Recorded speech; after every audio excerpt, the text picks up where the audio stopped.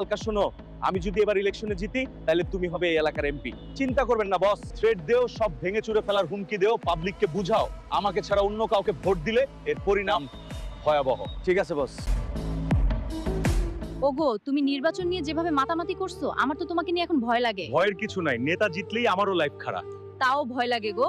নেতা বলছে উনারে জিতাতে পারলে আমার এই এলাকার এমপি বানাবে। নেতাদের এত বিশ্বাস করো না, স্বার্থ হাসিল হইলে তোমার মতো এমন লাল হালকারে চিনবেও না।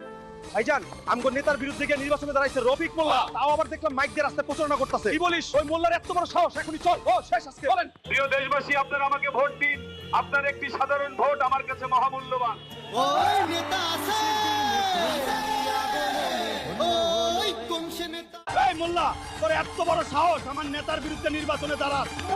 তোরে যদি আরেকবার এলাকায় দেখি তাইলে তোর খবর আছে। আমি কোন নেতাদের সরাসরি কিছু বলি না, আর তুই হলি এই নেতার চামচা, তাই তোরেই বইলা দিলাম ইলেকশন থেকে জলদি সরে যা।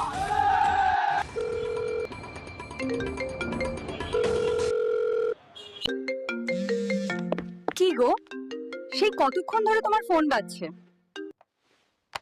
হ্যাঁ, হালকা বলো। বস, আজকে রফিককে বাইরে হইছিল রাস্তায় লোকজন নিয়ে ওর নির্বাচনী প্রচারণার জন্য, আমি আইসা সব শেষ করে দিছি। সাব্বাস, এই তো বাগের বাচ্চা। তুমি আরেকটা ছোট কাজ করো, আজ রাতে রফিকের বাসা আগুন লাগিয়ে দাও, পারবে নাকি? আপনার কথা কোনোদিন না শুনছি।